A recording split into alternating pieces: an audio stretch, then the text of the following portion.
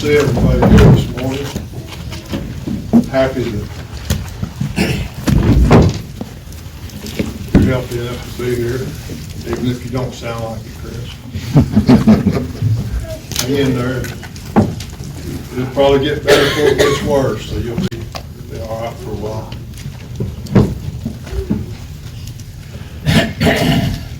Proverbs 24 and verse 1, we read, "The earth is the Lord's and the fullness thereof, the world and all they that dwell therein."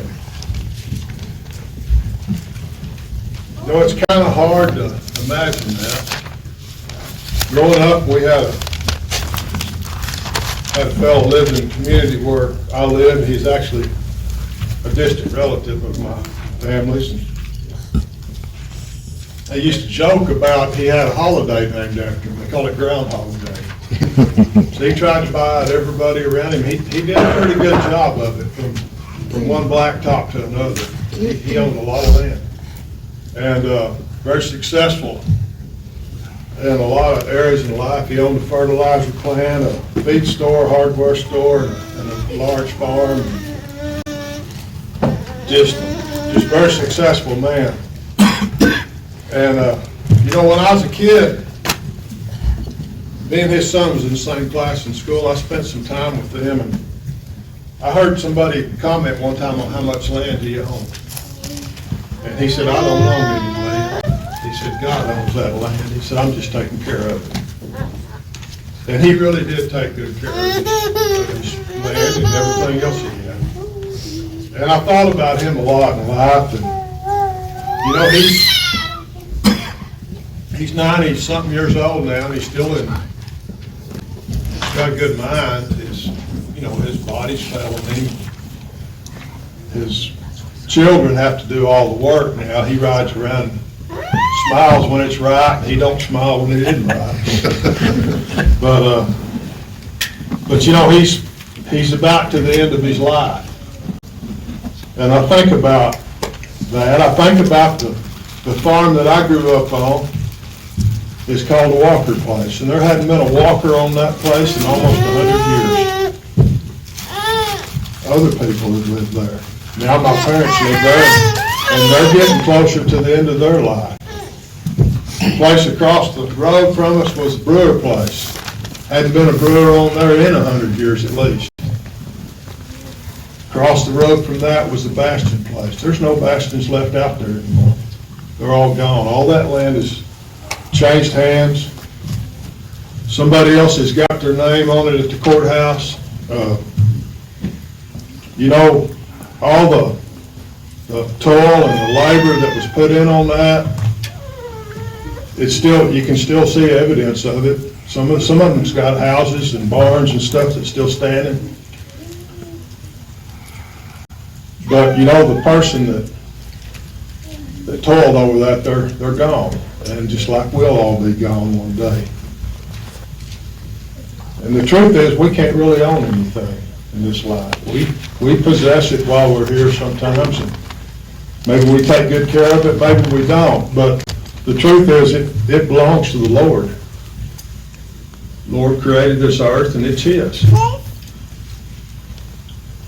And I think it's important for us to consider these things. I know recently we had an election in this country, and a whole lot of things were brought up about why to vote for one person or another. One thing that was really brought up was the state of the economy and the turmoil that's been present in the economy. People are feeling defeated or feeling like they can't do what they used to do, and I don't want all, but you know, that wasn't the first time I heard that argument in regards to election. I heard it the very first election I voted for, and voted in quite a few since then, and I hope I get to voting some more. I don't know what my future holds, but you know, getting ahead, the state of the economy, that's always going to be present on people's minds while we're here on this earth. Because whether we like it or not, we're part of the economy, and we have to function within it. We have to live our lives and You know, I have a friend of mine, or used to be a friend, I hadn't seen him in years, but he was from Mexico, and he wasn't up here on the best of terms with immigration when I knew him. I don't know what his situation is now, but he talked one time, he could speak quite a bit of English. He said, they call this the land of the free. He said, there is nothing free here. And he's right, there's nothing free here. Everything we do costs something. It costs labor, it costs money, it costs our trouble. And since we've got to possess things while we're here on this earth, just to get by, this congregation possesses this building, and they possess a good heat and air system. I'm really proud of that today. But that costs money. Everything we have has value attached to it. And, there's economists that can tell you exactly how many minutes you have to work for your refrigerator to run that day. I'm not one of them, but I understand that the electric bill comes every month, and we don't pay it. It may not come the next month, but there won't be any watts coming through that meter either. And we realize that. And it's important that we consider what the Lord has given us to use, and we consider what the Lord thinks about how we are to use it and how we are to obtain it. In 1 Thessalonians 4, we read, study to be quiet and to do your own business and to work with your hands as we commanded you, that you may walk honestly toward them that are without, that you may have lack of nothing. Just like Adam was put in the Garden of Eden to dress and to keep it, we're supposed to find an occupation in this life and to pursue it. And I know a lot of people that have occupations, and I've worked with a lot of them.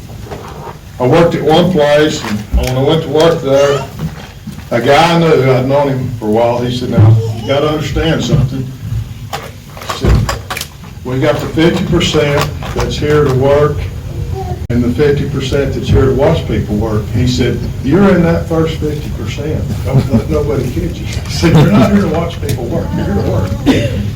And I understood that. But so many people don't consider their job is what they really need to be focused on, that 8 hours while they're at work. In Ecclesiastes 9 and 10, we read, whatsoever thy hand findeth to do, do with all thy might. We need to work diligently. I hired a guy one time because his mother begged me to hire him. I understood why after he hired him, why she had to beg people to hire him, but I gave him some simple tasks, showed him how to do it, come back in about 30 minutes, 40 minutes, and he just messed everything up. And I showed him again how to do it. He's sitting there, and he had a smartphone that he was doing dumb things with. And I said, put that in your pocket or in your car. You don't need that. This job does not require that. And I showed him again. And finally, I said, did your mom and dad ever make you do anything around the house? He said, well, just when I was in trouble. I said, well, I want you to understand, this is a privilege to work. It's not a punishment. I'm not punishing you. If you work for me, it's because I want you to work for me. And I said, if you don't do good work, I don't want you to work for me. And he got better. But this boy had just been taught that work was punishment. Work is not our punishment. Work was not Adam's punishment. God created Adam to dress and keep the garden in his own image.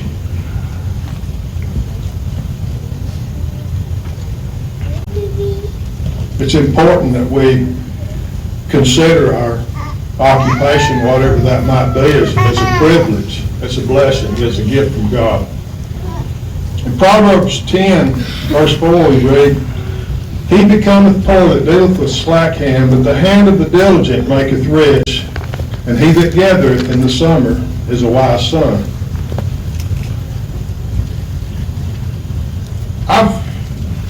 Throughout my life, I've been interested in get rich schemes. I hadn't fell for any of them really real hard, but I've looked at some of them. With some of them, they sound so good it's hard to believe they're true because they're not true. Very few of them are true. In fact, I don't think any of them are true and honest.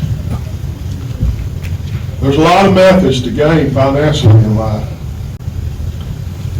We read about them, we hear about them, they sell books, seminars, but the truth is just working and taking care of what you earn is the best way to get ahead in life.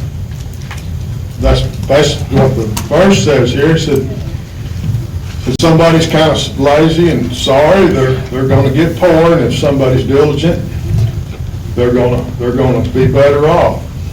And it also says that he that gathereth in the summer is wise. You know, God wants us to work. He wants us to work hard. He wants us to be good servants, employees. And it says, he that gathereth in the summer is a wise son. You know, we're used to going to the grocery store. And that grocery store, it's open every day but Christmas, I think. Unless the storms knock the electricity out and they can't run the computer, charge you. But the truth is, we don't have to gather in the summer like they did. But at one time, the people that didn't gather, didn't put aside a portion of what they gained, would find themselves hungry and destitute when the winter came.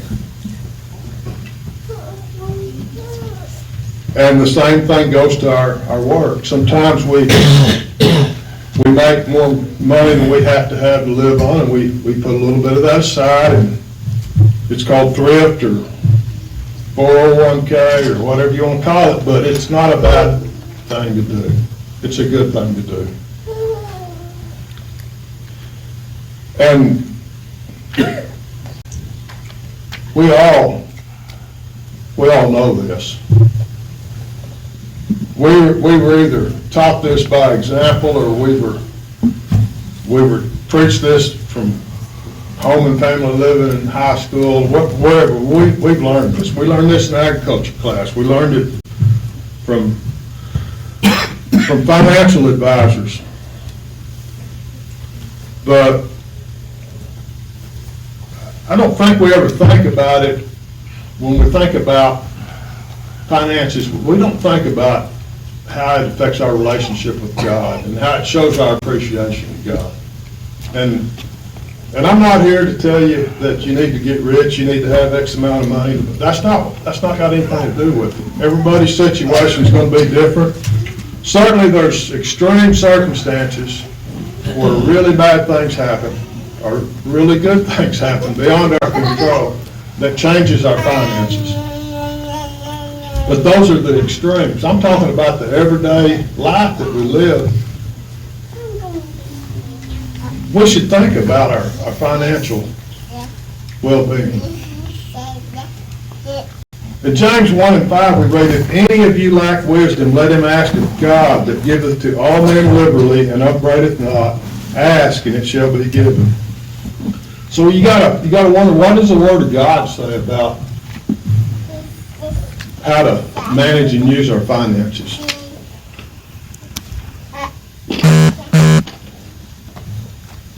I think one thing that we need to consider about our finances is they do belong to God, so we need to really think a lot about our attitude towards wealth and our attitude towards our needs. In Hebrews 13:5, it said, let your conversation be without covetousness, and be content with such things as you have. For he has said, I will never leave you or forsake you. So, our conversation or our way of life needs to be lived in a way that we're not always wanting things we don't have, or we're not covetous. We need to live within our means and realize that God's there for us. He still loves us no matter what situation we're in. He'll never leave us or forsake us. You know, wanting things that we don't have causes us to live beyond our means. If we're satisfied with what we have, it doesn't just bring peace to our hearts, it lets God know we're thankful for what we have. That's important, to be thankful for what we have. Another thing that living beyond our means will do, it will cause us to assume unhealthy debt habits, unhealthy credit habits. Proverbs 22:7, we read, "The rich ruleth over the poor, and the borrower is a servant to the lender." Boy, I understand that. I can remember times when I get my paycheck and I'm thinking, well, the bank gets this one. I'm sure a lot of people can relate to that. I've heard people talk, well, I've got to pay the car payment this paycheck and the house payment next paycheck, or the rent or whatever.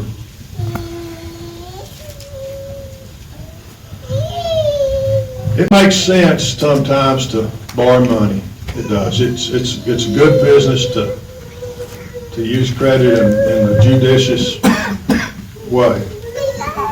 There's things that I could never have in life if I hadn't went into debt, that I needed. And I'm sure a lot of people can say that. Probably most of y'all can say that. There are other things. I had a business for several years, and I had a fellow I knew real good, and he'd call me every year in August. He'd call me and said, "I need you to come write an estimate for the same thing every year." He never did it.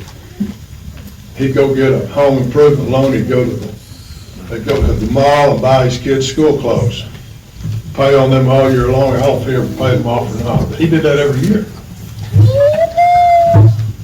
And I think the world of this guy.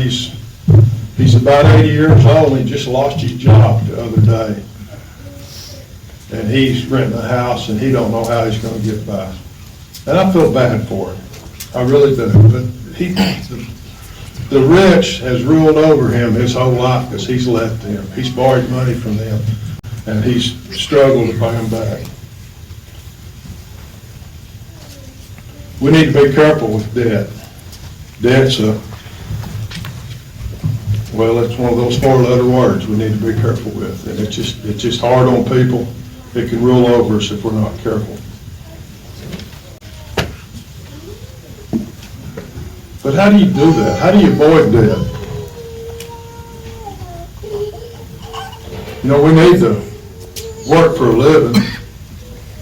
We don't need to be working for a different life than what we have. We need to work for the life that we have and manage our finances in such a way that we can avoid it as much as we can. In Proverbs 21:20 says, "There is treasure to be desired in oil in the dwelling of the wise, but the foolish man spendeth it up."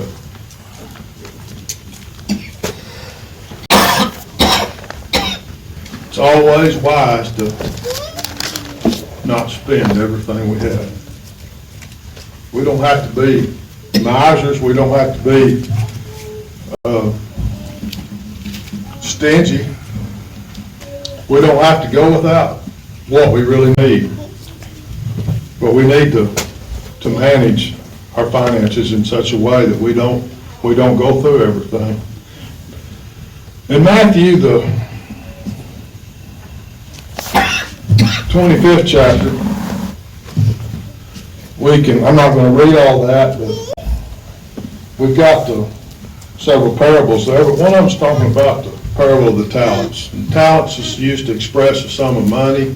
I realize it's a metaphor for spiritual gifts probably there, but the point is, Jesus uses the concept of compound interest to illustrate a point. You know, as we earn, it's wise to invest some of our wages. Not that in the hopes of becoming rich and becoming people that are the lenders that extract interest from other people, but because there'll come a time when we'll probably need that, or somebody will need that. And Jesus uses that parable of the talents there to illustrate profitable and unprofitable servants. And of course, we know about the first one had 5 talents, and he gained 5 more. The second one had 2 talents, gained 2 more. And the third one had 1 talent, and he didn't gain any more. He was an unprofitable servant.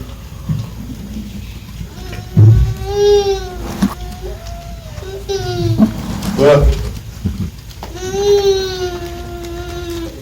responsible financial decisions will lead to a responsible financial life. And it'll have good results in our life. In Proverbs 30 and verse 8 says, "Remove far from me vanity and lies. Give me neither poverty nor riches. Feed me with food convenient for me, lest I be full and deny thee, or lest I be poor and steal, and take the name of my God in vain." Having enough to be thankful for is a blessing. And we got to strike a balance somewhere and not try to get more than we need, not try to borrow from the future to have what we need. We need to find a balance there. And it's not only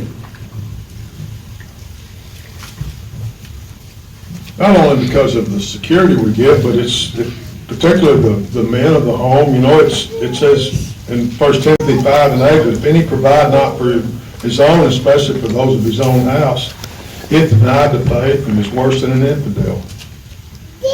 Managing our resources makes it possible for us to provide for our loved ones and take care of our responsibilities. And you know, there's more than that involved many times. We have people that we don't even know that we can be called upon to help. In Luke 30, starting in Luke 10, starting in verse 30, we read, "And a certain man went down from Jerusalem to Jericho and fell among thieves, which stripped him of his raiment and wounded him and departed, leaving him half dead. And by chance there came down a certain priest that way, and when he saw him, he passed by on the other side. And likewise a Levite, when he was at the place, came and looked at him and passed by on the other side. But a certain Samaritan, as he journeyed, came where he was, and when he saw him, he had compassion on him, and he went to him and bound up his wounds, pouring in oil and wine, and set him on his own beast, and brought him to an inn, and took care of him. And on the morrow, when he departed, he took out 2 pence, and gave them to the host, and said unto him, Take care of him, and whatsoever thou spendest more, when I come again, I will repay thee. This is a story that Jesus told. And he told it to they call him a lawyer, but he was basically a scribe, I guess, what he was. He's an expert on the law of Moses, is what he was. And he was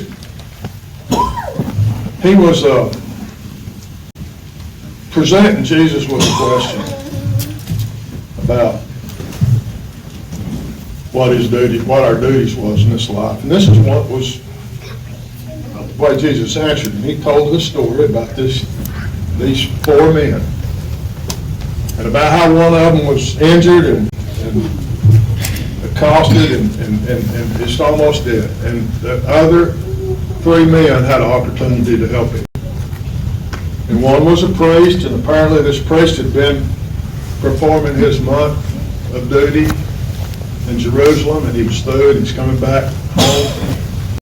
The other one was a Levite, which could have been a priest, might have just been a scribe or something, I don't know, but he was a religious man. And it don't really say whether he was going to Jerusalem or coming back, but whatever he's doing, he was there too. And both of these men chose not to help this hurt guy. And I don't know for sure why. I know among the Jews it was really considered, well, you were considered unclean if you got blood on you from someone else. You were considered unclean if you touched a dead person. There's just a whole lot of rules they had about this. I don't know what was going through their mind. I don't know if this priest was saying, man, I've been gone a month, I need to go home and see my wife and kids. I don't know. It don't say why they didn't help. It just said they went out of their way not to help. They passed by the wayside. Then there's this Samaritan, which was considered the most unreligious person in the region. Just, I don't know what we'd have to compare him to today. But just no good. That's what they would have said about it. He just was no good. But yet, this Samaritan stopped. He spent time with the guy, took what he had in his pack and administered some first aid, did what he could for him, and then he loaded him up on his beast, took him to a place where they charged him to stay, and got a room, set up with him and nursed him, and the next day give the guy that owned the inn some money. He said, no, you take care of him, and if you spend more, I'll give you some more money. It's you're kind of looking at, what's that got to do with bank accounts and finances? Well, first of all, the means the guy had to help. And what Jesus is talking about here is showing love. And it's great to tell people, hey, say, I'll pray for you. I mean, I know you're having a hard time, I'll pray for you. But sometimes Jesus wants us to answer prayers on his behalf. He wants us to be the instrument that actually makes it happen and not just somebody that's asking for it to happen. And that's what this Samaritan did. I don't know if that priest and that Levite prayed for that guy or not. They may well have. But you know, the kind of love that the Samaritan had is what Jesus wants us to have. That's what he's telling this young lawyer. So he was a neighbor. He was a good guy to this guy that needed a good guy. And he wants us to be that good guy. You know, the Word of God doesn't tell us to make everybody even in life, have everybody have the same thing, and nobody ever do without anything. It's basically telling us that's not going to happen. It promises us in many cases that won't happen to us. And if you came here to hear a message about your prosperity this morning, I'm sorry, I don't have one. But the truth is, you know, if you live your life the way you're supposed to live your life, there's a lot of opportunities that won't land in your lap. And we're not in this life to make everyone equal, but sometimes we need to help people. And it falls to us sometimes just because we're the ones there, like that Samaritan was. I've heard people say when you stop to help them fix the pipes, I'm so glad you stopped, there must have been a million people went by. I've heard good Christian people say, you know, there's a guy broke down out there, but I was late at church and I didn't stop to help him. And we need to think about these things as they go through our minds and think about what Jesus really wants us to do and take those opportunities. Hebrews 13 and 16 we read, "But to do good and to communicate, forget not, for with such sacrifices God is well pleased." You know, we use our wealth, we use our time, we use our goods, our knowledge, whatever it is. That's a sacrifice. Sometimes it's a pretty good sized sacrifice. But we need to make that sacrifice. I've had it made for me. I know what it feels like to be on the giving end and the receiving end. And I understand it. And it's, you know, sometimes it's just the best thing that happened to you in a month if somebody helps you. And a lot of times when you get to help somebody, it's the best thing that happened to you in a month.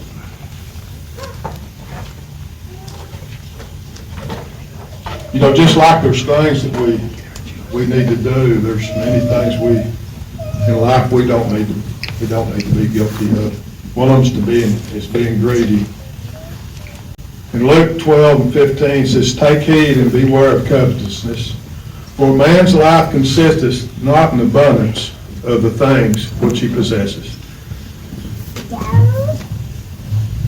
And he spoke a parable, saying, "The ground of a certain rich man brought forth plentifully. And he thought within himself, saying, What shall I do? Because I have no room to bestow my fruits. And he said, This will I do, I will pull down my barns, and build greater, and there will I bestow all my fruits and all my goods. And I will say to my soul, Soul, thou hast much goods laid up for many years. Take thine ease, eat, drink, and be merry. But God said unto him, Thou fool, this night thy soul shall be required of thee. Then whose shall those things be which thou hast provided? So is he that layeth up treasure for himself and is not rich toward God." You know, the man in this, they don't give his name, but throughout history they give him the name of the rich fool. You know, he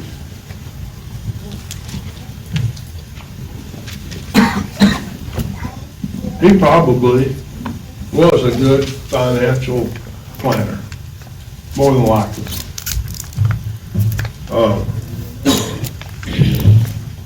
He was probably a very responsible person. Certainly he was concerned about his finances. You know, that we talked about, we need to be concerned about our finances. He had that nailed to the penny.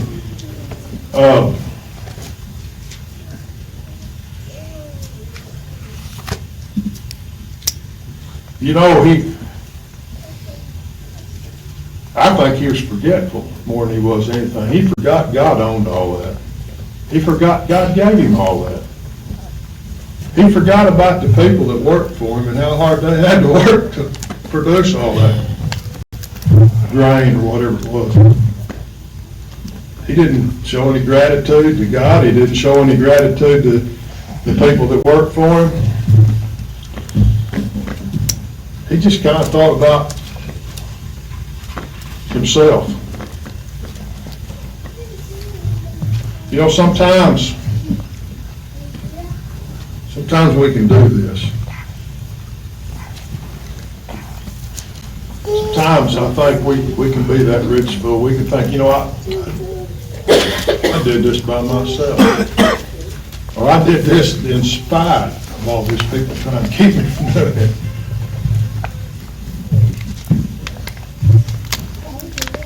I think sometimes we forget to share. Sometimes we forget to, not to share, but we forget to pay our dues and pay what we owe. You know, in life I've had people that would hire me, and everything was good until it come time to get paid, and then you couldn't get the money out of it. And, you know, there's probably legal avenues, I've been told, to sue them. You know, I'm already in debt. I already borrowed against that job. I'm not going to go borrow. pay a lawyer to get all the money. Just forget it, you know. And you can't really forget it. You forget the people that paid you the way they should have paid you. You just take, I mean, after a while, you know they paid you, and you know they're good people, but you kind of forget about it. Those other people, when they call you, I can't work for you no more. That's what you have to tell them. Jeremiah 22:13 says, woe unto him that buildeth this house by unrighteousness, and his chambers by wrong, that uses his neighbor's service without wages, and giveth not for his work. You know, we go through life, we don't need to be this guy. We need to pay people what we owe them.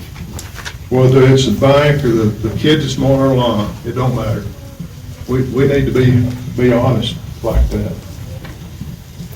And I think as we do these things,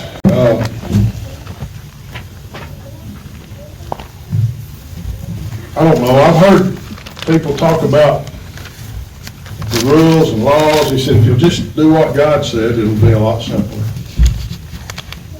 And